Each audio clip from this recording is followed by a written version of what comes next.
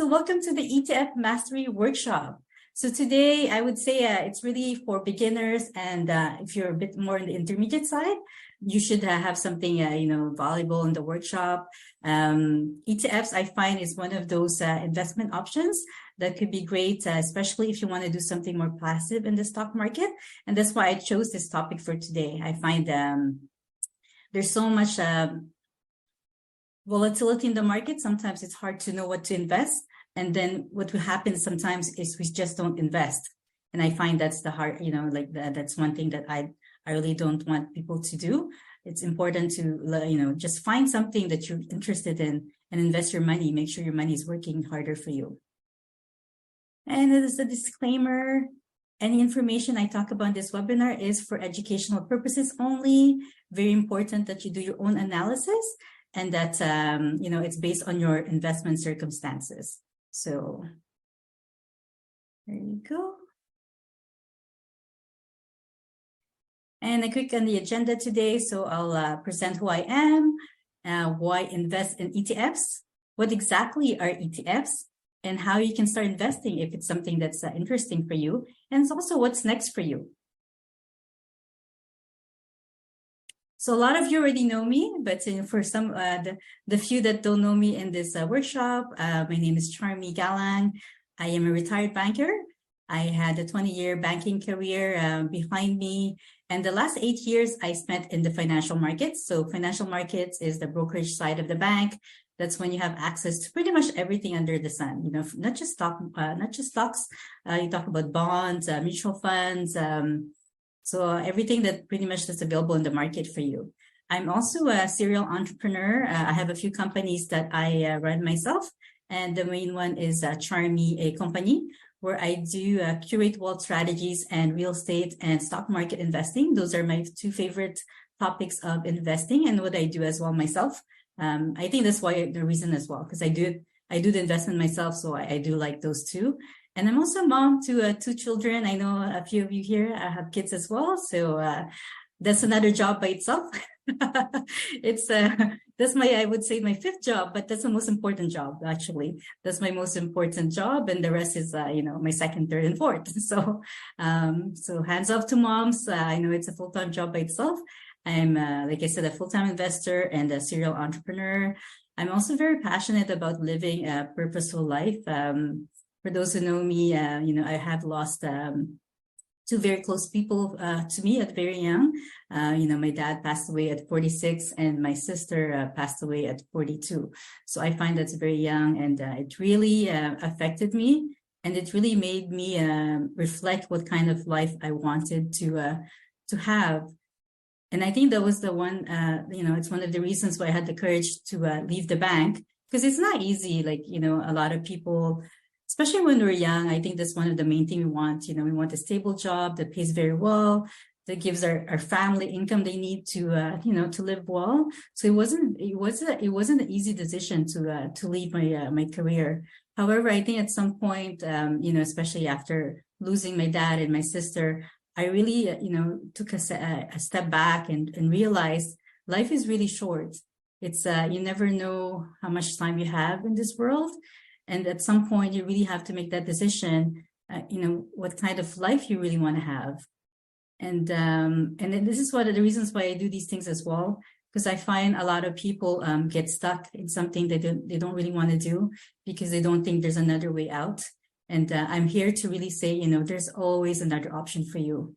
You have something that's, you have a gift that you need to share to this world.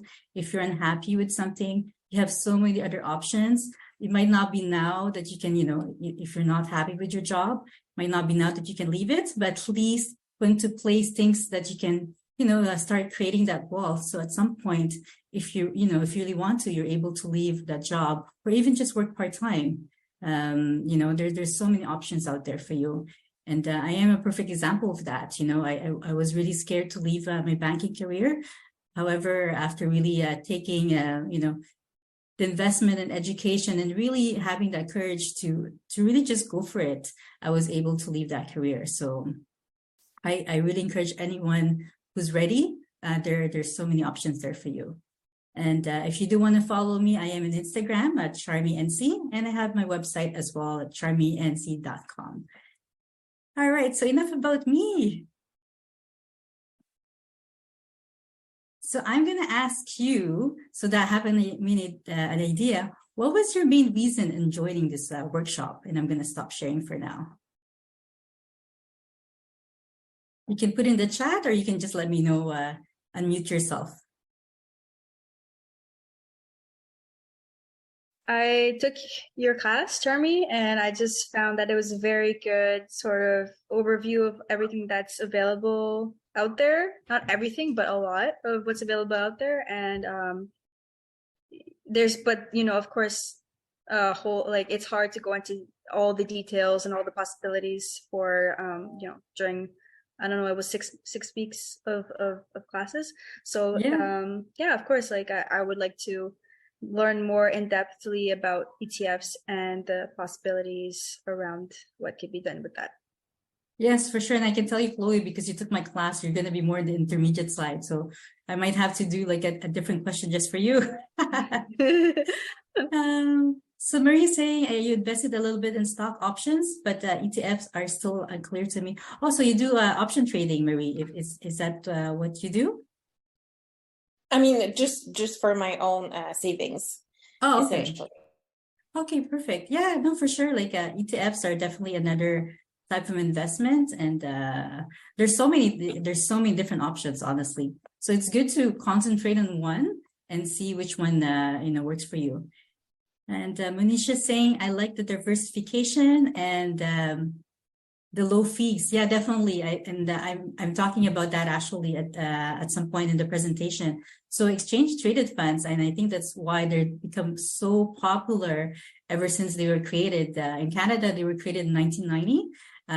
There have been an explosion of the different types of ETFs because they do provide diversification, and also they're very cheap in management fees compared to mutual funds, especially in Canada. Like mutual funds in Canada is around the 2%.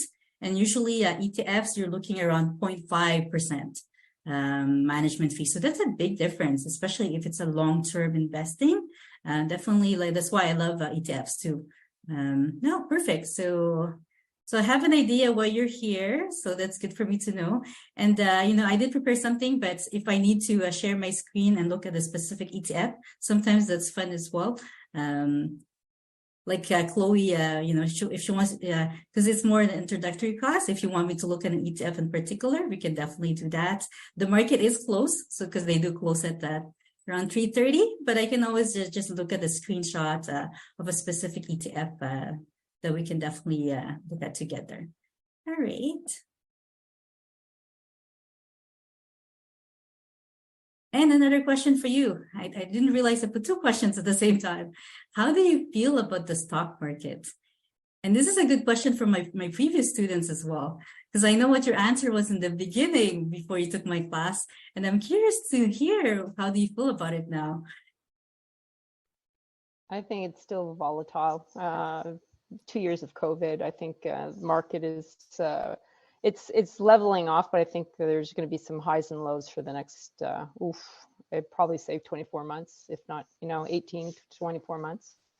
Yes, there's always volatility in the markets. I find, especially now, it's a very it's open to a lot of people. I do see that trend for sure. I just find it's a little bit more volatile than usual. It's a bit bullish. Yeah, it's interesting how the market is so you can tell how people are feeling about the market, because the pricing, sometimes it doesn't have anything to do with the company. It has more to do with the sentiment of the investors. Yeah, very volatile, but then at the same time, it's the opportunity to invest, since so for me, it's like, it's an opportunity to keep looking at, any kind of interesting stocks that, I can purchase depending on, on the budget and, on my likes. So for me, it's an opportunity to explore, really. Yeah, for sure. And I agree, Shital. And I think it's these times of uncertainty that a lot of people make a lot of money too at the same time. Like if you know what you're looking for, you'll see an opportunity where people might not see it. That's why like volatility is, obviously it's not something that's easy for us emotionally. Like even for me, I've been in the market for so long, but I find it's one of the best times to invest sometimes, because what happens is that the emotional reaction of all the investors, it doesn't even matter if the company is doing well. They just start selling off and you're like, no, maybe it's a good time to buy this company. And sometimes you don't get that opportunity after a few years. So yeah, I do agree. It's if you know what you're doing, you do research, it could be a very good opportunity for people.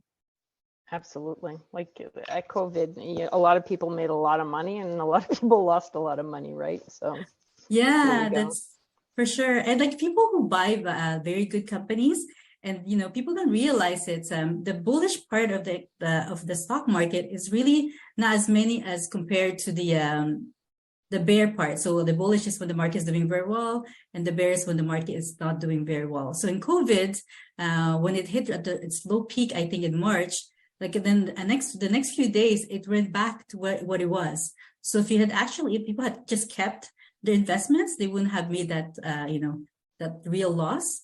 So there's different ways of investing as well. So definitely like look into that. I am more of a value investor. I'm not a day trader. And that's why I don't like day trading, because imagine you're a day trader, Susan, and then you're trading in COVID and you don't have a choice but to sell that day. That's a tough absolutely. job. Yeah, definitely. That's it.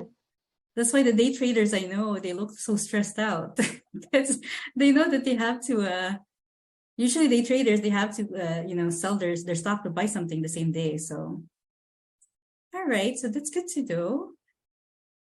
And let's welcome Joanne is here. Hi, Joanne.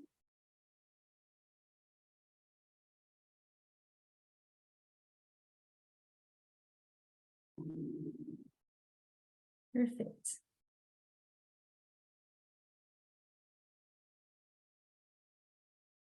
And I would say for me, like I asked you how you feel about the stock market. I find like when I started working the financial markets, the one thing that I really like about it is that it gave me an opportunity to participate in being more an active participant in companies. And I think sometimes people forget what the stock market's about. It's really meant for companies when they go public, is because they want to have that financing to be able to, expand and grow their business. So if you're able to find these wonderful companies that are going very well, it's a perfect opportunity for you to be more of a participant and not just, and you don't have to work in the company, right? I was talking to Chital before about Apple, how it's done very well. You can participate in the profits of Apple without working for Apple. So it's a great way of sharing the profits. And that's why I like about us with the stock markets. And I think it's important to think of that when you're looking at any investment. What is it that you're investing? Why is it interesting for you? And a lot of people, I find they want to, and this happened to me a lot in the banking industry. They just want to be told what investment is good. But it's a very personal thing, I find, investment. It really depends on your situation. It depends on how long your investment time frame is. So those are a lot of things you need to consider before you buy something in investments. All right, so ETFs. So ETFs, my students will know this, but for those who don't, it'll be a good refresher. They're exchange traded funds. And basically, they're very similar to mutual funds. Usually people will know more mutual funds because it's something that's offered at the bank. However, the difference is that, first of all, their management fees are so much lower. And also they're traded in the stock market. And that makes them a lot easier to trade. Like you can trade as many times as you want.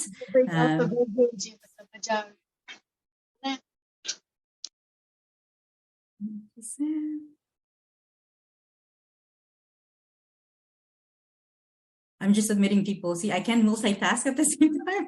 I get distracted when there are people coming in. Give me just a few minutes to let people in. All right. Yeah, all right. So exchange traded funds. So yeah, that's it. So that's what the difference between the mutual fund and ETFs, even though they're very similar in some ways, is that you are able to trade in the stock market. Mutual funds, it's only traded once a day, so it's not as liquid and it's not as easy to buy and sell. And a lot of people, I would say, they like ETFs or exchange traded funds because they're less time consuming. Like you don't have to do as much research instead of like, just picking individual stocks, because that could be a lot of work. So I'm just going to ask for people who don't have a question, just make sure you put yourself on mute so there's no background noise. And ETFs, because they're becoming so much more popular. Hi, Jessica. Hi, thank you so much for doing this for us. My pleasure. So right now, like if you ask me like how many ETFs are there, I don't even know at this point because it's become so much popular that there's everything under the sun for ETFs. You can have an ETF that follows the index, which is, if you're in Canada, if you want to follow the Canadian index, that would be the Toronto Stock Exchange. In the US, the most popular one is the S&P 500. So those are the 500 biggest companies in the US Stock Exchange. Or you have NASDAQ, which is where the technology companies are in the US. And you'll also have, if you like real estate, you have real estate ETFs, you have crypto ETFs. So for people who don't necessarily understand crypto, but they want to have some investments in crypto, you can definitely look into maybe purchasing a crypto ETF instead of buying a Bitcoin or something like that. There's also, it's not necessarily just stocks. You have like the bonds ETFs. So if you want something more of an income, bond ETFs are there as well. And some of the things are getting more and more popular. I call them niche ETFs. I didn't put it here, but for people who are, for example, very passionate about the environment, they have ETFs that follow companies that really take that into account, like ecological ETFs. So there is so many choices out there. And I find what's nice is because I'm seeing more and more women in the market, I find women are more passionate about making a difference. And I think that's one of the things too in investing. It's almost like a vote for the different types of companies. So if you really are passionate about a certain thing like ecological ETFs or even companies, you can definitely just pick those companies. It doesn't necessarily have to be always profit, right? Because you are you're becoming a shareholder of the company. So you're actually able to use your money to support these causes at the same time. So ETFs, so I think like, I've told you what ETFs are. And I think what's important too is you understand why ETFs were created in Canada and also in the States. Before, ETFs were always used by institutional investors. So what I mean about institutional investors, those are the big, financial institutions, the hedge fund manager. They weren't accessible to us individual investors before. However, in 1990, Canada opened the first ETF, and actually the States was only in 1993. It's one of the rare times that Canada started something earlier than the States. And what it created, what was nice with that is that by creating ETFs for the public and the public exchange, is that you were able to finally invest in passive index funds. So what I mean with that is that because it does only follow something, ETFs, they're not an active type of investment. You don't have to rebalance it. It's done for you. So if you're following, for example, the S&P 500, it rebalances itself. It takes the biggest 500 companies in the US. And if for some reason there's a company in there that's not part of the biggest 500, it'll automatically get kicked out of that ETF. So you don't have any work to do. It does it for you. And we spoke about this. I find like definitely I love the diversification of ETFs. So if you're not comfortable yet choosing individual stocks, this could be a great option for you. And there's a very low cost ETF, like the price point could be very reasonable as well. And the low fees definitely, like I said, if you're buying mutual funds, you could start by it's around 2%, ETFs is around 0.5%. And because you're buying, if you buy an ETF and it's already diversified, you don't need to pay as much trading fees, because most of the time there are trading fees as well. So it's something to look at when you're buying a lot of companies. Let me just check something. Susan is saying she's not seeing anything. Are you able to see my screen? I'm seeing a black screen. Okay, and how about you, the other participants? Are you able to see it or no? Yeah, we me, can I see can it. see Yeah. it. Okay. Bizarre. Okay. Okay, so not sure why that is, Susan. Maybe it's part of the parameters in your computer, or I'm checking that out. okay, okay. Or are you in your laptop or in your phone? Yeah, I was gonna say, Part was saying you can close and reopen. Sometimes that's a quick, that's an easy trick. You close and open it. It works. So try What do you that. mean close and open? You can actually leave the Okay, so I'm going to leave and come back. yeah, come, and I'll admit it. I'll let you in after. Okay, perfect. Thank you. All right, you're welcome. Technology is always fun. Yes. Perfect. So I was talking about low fees. Yeah. So when I mean about low fees, it's not just the management fees that's low. It's also the trading fees that becomes lower as well, because you don't need to buy different companies to be diversified. Because usually they'll tell you, if to be able to be diversified in the market, you need to buy at least 30 different companies. And that's a lot. That's a lot to follow. And that's a lot to buy as well. Depending which brokerage you're using, it could be, $10 usually per trade. And that's for buying, and another $10 for selling. So those fees could easily add up.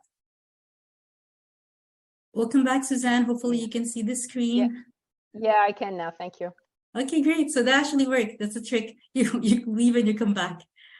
All right. And convenience. So this is what's nice, I find. So this is a double-edged sword, the convenience part. It's convenient because it trades like a stock. So you can basically buy and sell the whole day. It doesn't matter, compared to what it is for mutual funds, where it's only traded once a day. So it is convenient, but sometimes what's hard is the emotion that's attached to that. Because what happens when something's convenient, you could easily just buy or sell.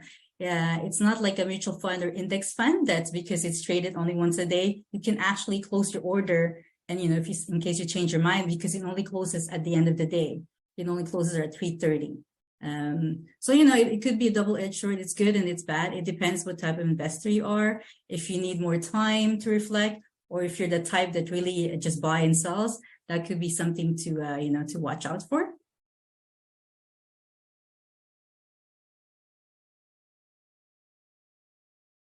And another question I'm going to ask you, and this is the more personal one, is what is your reason for investing? And this is it's such an important question, because this will prevent you from just listening what everyone is doing.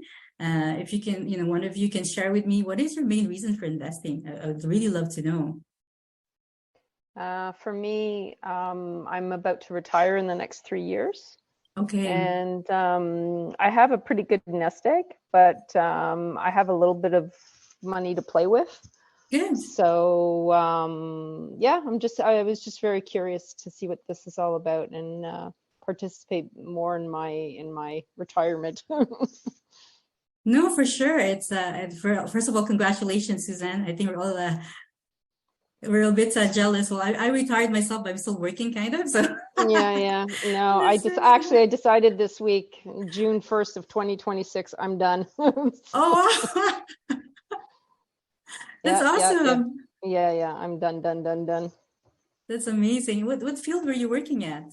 I work for Bombardier. Okay.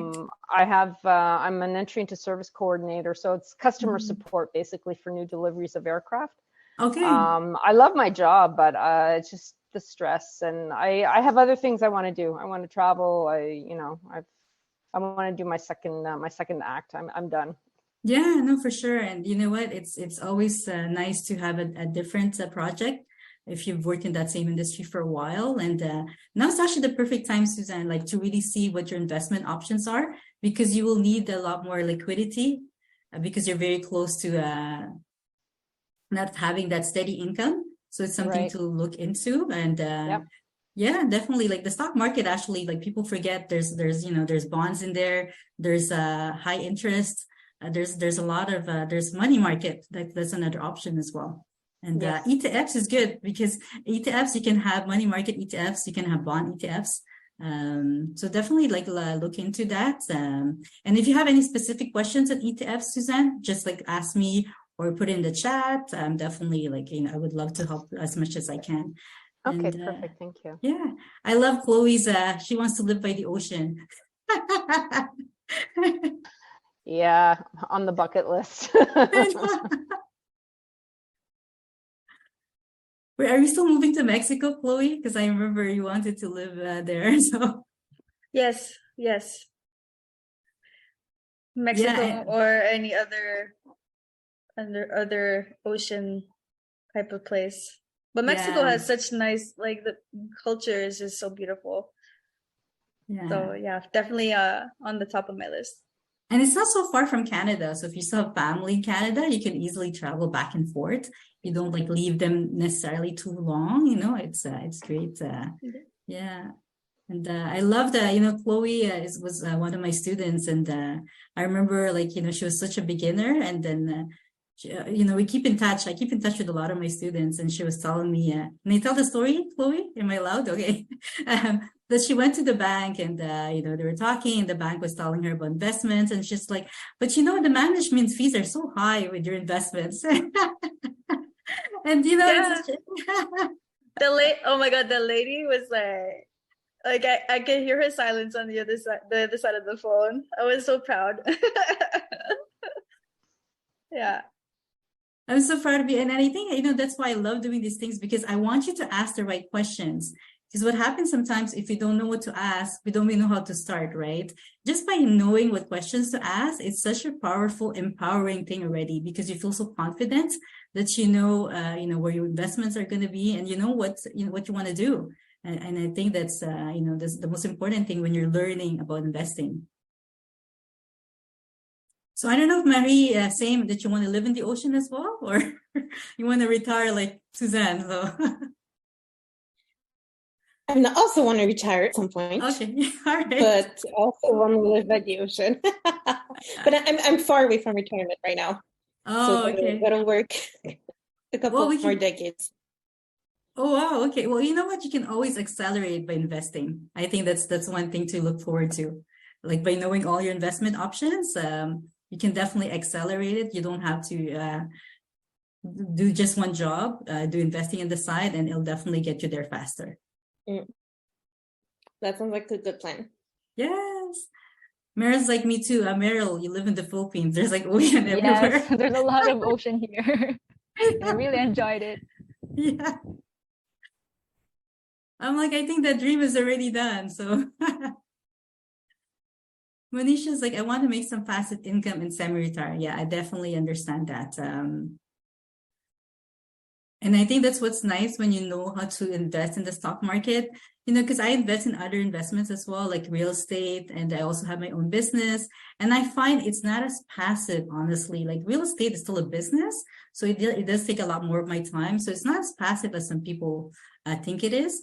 Like I find the most passive way of actually getting income is one of them is the stock market. So if you know what to look for and you're able to have consistent income from there, it's definitely a great choice if you want that more passive income. Yeah, extra cash to travel, definitely. Once you make your money, it's easy, and it's easy to sell in the stock market.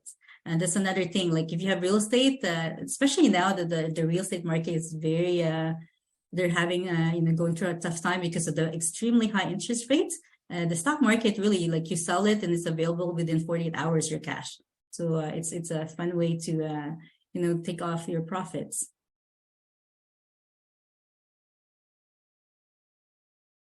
Or did I kick you off? Because I put you back in. All right. I love this. Joanne saying, I want to be able to leave something for my daughter, prepare generational wealth. Investing was not important for my parents as a first generation, so I would like to do better for my daughter. Yes. Yeah, that's so inspiring, Joanne. I think we have a similar goal. and I don't know how everyone is, but I find my parents didn't really know about investing. And it wasn't very accessible, to be honest. Like it wasn't as accessible as it is now. And I can see the trend actually, because I've been in the industry so long. In the beginning, it was very hard to get a brokerage account. Like it took so long, everything was on paper compared to nowadays that, you can easily open it online and trade within a few days. So yeah, and I think that's why I wanted to ask this question, because it's so important when you're doing any investing or anything really, is to really remember what you're doing it for. Because the stronger the reason is, I would say the more dedicated and committed you will be, and the more meaningful it will be for you. So definitely, like, if it's something with, for family, it's such a strong motivation that you're going to do well, because you're going to take the time to be, to do your research, to be committed. And I completely understand that, Joanne. So very inspiring. And I have the same, I find like, I want to leave something as a legacy to my children.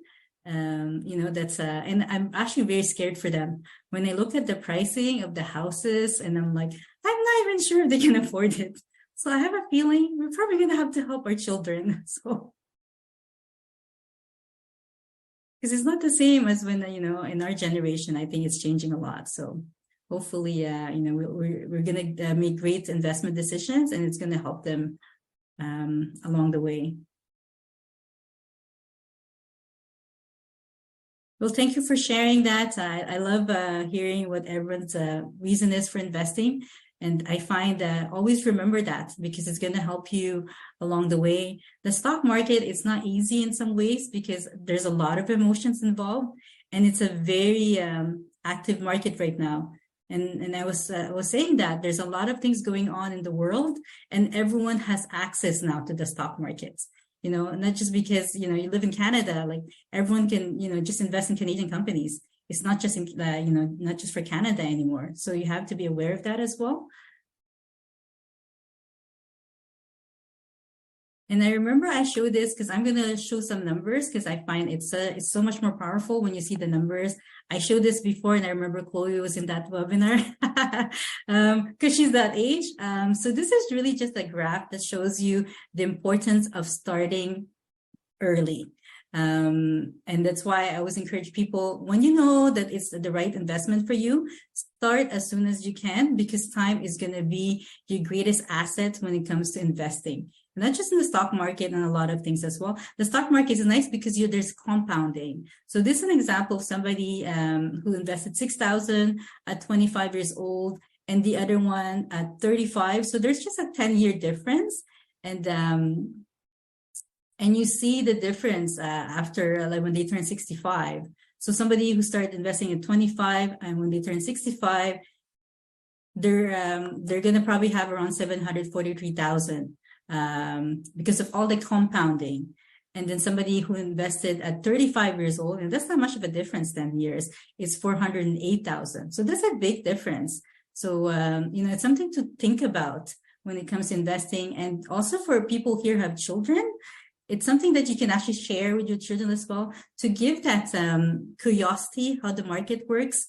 And maybe, they'll start younger than we did. And, it'll give them such a better head start in life.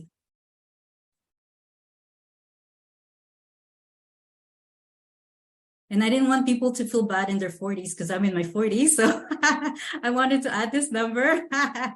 That's not too late. So this, if you're in your 40s, that's fine as well. So this is an example of how interest rate makes a big difference because of the compounding. So this is Linda, an example. She's in her 40s. She has 100,000. She wanted to invest right away. So what it will be in 20 years. So if she had 3% annual return, in 20 years, she would have 180,000. So that's 1.8 of her money. 8% annual return becomes 460,000. And 10% is 670,000. And that's why, I talk about management fees sometimes, because it does make a difference. Because if you're paying a 2% management fee compared to 0.5%, that will make a difference in your investment. So it's very important to look into that. And it's not too late in your 40s, because you can definitely, make a lot more money after, as long as you know what you're doing. And an 8% return is not very unreasonable. So if I look at, for example, the most popular, I find ETF is the S&P 500, the Standard & Poor's 500 ETF, the 500 biggest companies in the States. They've consistently had about 8 to 9% annual return. So it's not an unreasonable return to have. And there's not much work, right? Like if you know that you just want to buy that ETF, you just buy it, and then you just consistently invest. The time, that's another thing with ETF that I like, is that you don't spend as much time as you would if you're buying individual stocks. So there's that time return as well. You don't have to do as much research. All right, so now that you know what the ETFs are, why they were created, and why you're investing in ETFs, so how do you start investing in ETFs? The first step definitely is, so you have two options really. If you have an advisor that does the stock market as well, they can do it for you.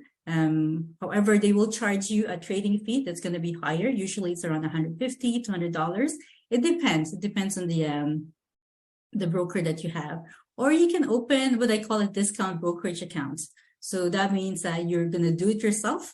So all the big banks in Canada, they have their own division of the brokerage account.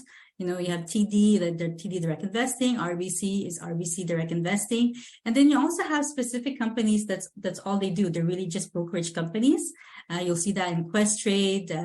There's quite a few now in Canada. It wasn't like before. We didn't have as many choices.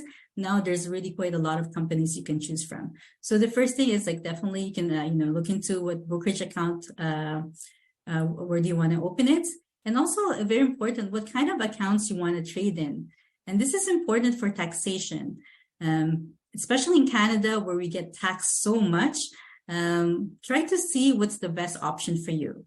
So I would say like RSP, the Registered Savings Plan, it could be a good option for people who have high income because it could lower your income bracket, and that could make sense for you. So it really depends. Tax-free savings account, I honestly think everyone should have a tax-free savings account. It was such a gift that the government allowed us to have an account that they actually don't tax us, because there's very rare in Canada. So if you don't have a tax-free account, open one. It doesn't matter if you're not going to use it right away. It's the best account you can have, because everything that goes in there, once it's in the tax-free account, it's tax-free. So if, for example, you're investing in the stock market and you put 10,000 there and, it grew to 30,000, that difference from 10,000 to 30, the 20,000 difference is completely tax-free. So you're making so much more than if you had put it in a regular account where you're going to get taxed. And that's what the cash account is. So a cash account is just a regular account. It doesn't have any tax benefits.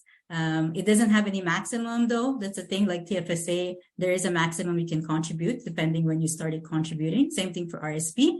And I think sometimes the reason for cash account is that some people have maxed out their RSP or TFSA. They still want to do investing. So that's why they open a cash account. And the other thing could be is there are some penny stocks out there that we aren't able to trade. You cannot trade it on a registered account.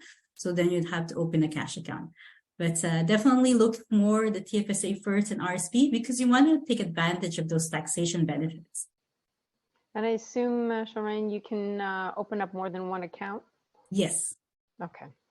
Yes. Just be careful, because sometimes, people open different TFSAs. So you can actually open RSP TFSAs, but some people open different TFSAs. Just make sure you're not over the maximum. Yes, exactly. Yes. Because I've corrected a lot of TFSAs, because people, for some reason, think that if they open a TFSA in another institution, the government's not going to know, but it doesn't work like that. The government knows exactly how much you put in your TFSA. Because what happens when you put it in an institution, every few months, we declare that to the government. So, okay. Just a very quick question. What happens if you do over invest in your RSP? Do they tax you on the funds? I never have invested over, but. Yes. So okay. RSP, there's that 1,000 that they don't tax you. So if it's 1,000 or less, it doesn't affect you really. They give you the leeway of 1,000. However, anything after that, and TFSA is the same, is you do need to correct it, because you're going to get charged at least like 1% interest per day. Oh, so, okay. Yes. Yeah. That's it. So very important not to over contribute. And it's also, the government is not the fastest when we do a correction. So it takes them a few months to do a correction, and they don't really like give you back the interest that you're paying in the meantime. So Right. Okay. Thank you. You're welcome. And then once you know that, let me go back, which account you want to open, definitely start doing your research. And this is so important. Like, start thinking what type of market you want to invest in. For ETFs, because they are grouped. What do you want to do? Like, do you find that the US market is doing very well? Maybe you can look at the US ETF, that follows the US market. You find that maybe Canada is doing well, and you can choose specific industries as well. Don't forget, right? You can choose specific industries that follow, technology industries. Instead of just buying specific technology companies, you can just buy, for example, NASDAQ. NASDAQ is the stock exchange for most of the big technology companies in the US. And you're looking at Apple, you're looking at Alphabet, which is Google. So if you don't necessarily want to really individually pick, because it is hard sometimes, just choose an ETF that follows that. And then you have diversification at the same time. And then once you know what you want to buy, then just place a trade. And this takes courage, I would say. Sometimes this is the hardest part. It's easy to open an account. It's easy to choose which account to open and do your research. But a lot of people get stuck in that research part, because there's a lot of options. Sometimes it does get very overwhelming. It does take courage, right? There's the learning process, but there's the courage to actually start the trading, place a trade. You've done all that work. You need to make sure that, it's worthwhile for you. And so once it's done, and this is what's nice, like if it's really like good companies you've chosen, just, you don't have to check it every day. And I actually don't recommend you check it every day. It's not for everyone, because the market will go up and down. It might not be good for your heart, especially now. It's very volatile. It's not a good thing to do. If you know that you've chosen a very good ETF and it's for long term, just check it. I would say once every 6 months. That's perfectly fine, to make sure that you're still it still follows what your investment objective is. And also once a year, just do an annual checkup. That's really that's all you need. You're not doing day trading here, so. And I just put here the type of discount brokerages. I don't have anyone in the States here, but the one on the left, those are the discount brokerages in the States, and the on the right are the ones in Canada. And very important, even though there's companies that trade that they're both, you do not have access to the one in the States. So if you see there's TD Direct Investing here, TD Ameritrade is just for US residents. What happens a lot, because the US is such a competitive big market, their fees are a lot lower than the Canadian stock exchange and the brokerages. And the reason is because they have a big population and they have a very competitive market. So their pricing is going to be very different from Canada. However, unless you live in the States, you cannot use their brokerages. You have to use the ones that are in Canada only. All right, so what's next? Looking ahead. So I want to thank you again for spending all this time with me. I know it's it's late. It's 7:49. It goes by quickly. I have like 10 minutes to wrap it up. So I want to ask you what action you're taking today. And I think that's one of the things. There's learning, and there's also taking action. You want to make sure that at some point the learning is good, but the action needs to be done. So. And I've done this as well. You can learn your own, definitely. That's why the brokerage is there. It is a bit more time consuming, and there is a lot of trial and error that can happen, because there's a lot of things that's happening in the market. And also, like, I find there's a lot of emotional bias when it's when we're starting by ourselves. There's a lot of fear sometimes that make you do some trades that might not be the best interest for you. So you can do that. That's perfectly fine. I think a lot of people do that. Or you can join a program, or and I always find, like, I do my program, I do have my ETF index fund, and there's a wait list. My next program is only in September, but it's important to find a teacher that you will resonate with, because the sharing knowledge is one thing, and also having somebody that really shares the knowledge but makes you really feel confident to take action is another thing, right? And that's one that I think that's very different as well. When you have somebody that's guiding you, you're gaining knowledge, and you have that mentorship, you're gaining the confidence to do it yourself. Because sometimes it's hard. It's hard to really take that action. And also you have that community to support you. So if you're interested in joining my waitlist for my next program in September, Meryl will drop the link there for the waitlist in the chat. Thank you, Meryl. And I love the community because I do these webinars and some of my students will follow me. It's a good refresher for them, I think. So, and you can always ask them how it was for them, because we ended in April. So, so before I end it, I want to ask you again. Remember your why. You joined this workshop for a reason. A lot of you have expressed, like, you want passive income. So you've learned obviously I can't teach you 20 years in 45 minutes, but I've given you a very good I guess first step, what to do if you're interested in ETFs.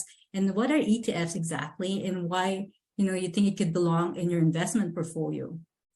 And are you like, just make sure, like, if you're ready to chart your money, like, make sure what your motivation is. And I cannot emphasize enough, time really will help you. So if you're ready to invest, do it now, because you will reap the benefits of taking that action right away. And I want to thank you. And these are my information. And if you do want to book a call with me, definitely there is my Meryl will drop that as well, my calendar. And before we end, I'm going to see if you have any questions. And also, I wanted to know, what was your biggest takeaway from this ETF workshop? I have a question. Yeah. Well, I have a lot of questions, but I'm just going to ask one. Basically, for somebody, I think, that is looking for something that is more passive and that, doesn't want to be super active in the market, which is myself. Yes. I guess, is that like, ETF seems to be the more like sort of the best option in a way. So would it be like something that would be a good thing if somebody wanted to put most of their investment in this fund, or you would advise against it? Because you said that more or less it does grow. There hasn't been really a time where it's gone down for a long period of time. So right. Is that something that can be done? Like, you put basically most of your investments in this one fund? Yeah, so clearly I would say it actually depends on you, like what your tolerance is. It will fluctuate. I think you're talking about the S&P 500, right? One of the most popular ETFs. So historically, it has given 8 to 9%. And you do have a long time frame, so it could be a good option for you. But just take into account, it will go up and down, especially now the market is... But if your investment term is like 10 years or more, if I've looked at the charts for S&P 500, anyone who's invested 10 years or more have done, have gained their money back. If it was less than that, like, 5 years or less, which is considered a short-term investing, then I would say it really, you really need to see what your tolerance is, because you might not be able to have the whole market cycle. Because a market cycle is when the market goes up and down, right? But if you're looking at the 10 years or more, historically, it's always, you've always gained more from that investment. I hope it answered, but not answered, because I can't give you advice. Okay, true. Yeah, right. For me, Charmy, my biggest takeaway is really to remember that I stepped into it for long term. So, despite the noise, I think we attended your classes and, we feel like equipped, to know that we feel confident enough not to let our emotions, take over, and then, just downplay, just ignore, as you say, don't look at it every day. So, those little tips really help, knowing why we invested in the portfolios that we chose, and just thinking about long term. So, for me, this is really my biggest takeaway. And then also, it's just I like following you, so I like your webinars, so anytime I get the invite, for me, it's like a refresher and, helping me in my beginner's journey. So for me, it's just a way to reconnect, because, otherwise, if you would ask me to connect and find time to talk to someone, honestly, it doesn't always happen, even though the intention is there. So I feel like through those kind of webinars and, refresher courses, for me, it's a way to connect with you and, Chloe within the class together. So, it's good to see everyone. Yeah. Yeah, thank you, Shital. I mean, Shital, you're one of my best students. Like Shital, because I was dripping my courses, she was always one of the first students that would finish each module. And I'm so proud of you. And Chloe, I love seeing my students. And, I think that's one of the reasons why I continue doing workshops as well. I find it keeps you accountable, like without me being on top of you. Even though we finished the class, I'm always curious about how my students are doing, because I want you to do well, right? I'm so proud when my students do well, or as long as you're making that progress, I think it's awesome. I really do. I mean, I think timing is very different from everyone. And if there is a takeaway, I think I'm looking at this, and I love that Chloe's saying that one of her takeaways, that there is an option for everyone. And I totally agree, because sometimes people don't know what their options are. So they get stuck in something and they're like, oh, I'm not making any money. However, there's so many options for investing, not just like having a job. Like, it's great to have a job, but it's great to have different income sources as well. And, the more you know, the more you can choose which option is best for you. I think that's one good thing to look into as well. And Jessica saying the benefit of long-term investing. Yeah, definitely. If you know that it's long-term, not only does it give you, when the market goes up and down, it is for long-term. So it doesn't matter. It's a market cycle that happens, in like 10 years or now, you'll be glad that you actually started that investment journey. It's not like a short term, because a lot of people, I find, they really get annoyed or get scared of the market because they look at it at a very short term. And you cannot, unless you're a day trader, it's very hard to look at the market the short term. It's because there's so many factors you can't control. I mean, COVID, for example, nobody could have predicted COVID would happen and then the market would drop that much, right? So, but if you knew that the company you bought were excellent companies or excellent ETFs, it doesn't make a difference in your investments. You really just need to, stay calm and stay in course. That's what I would say. All right. Well, it's 7:58, so I'm, unless there's any other last minute questions, like I said, you do have my calendar, so definitely book if you have any other questions I wasn't able to answer. But thank you so much, everyone, for being in the webinar with me, the workshop. I hope it was, useful for you. You found some value, and I'll have another one July, but July will be very different. It'll be about entrepreneurship this time. So I'll send you more information about that. So people who want to have their own business, it could be something interesting for you.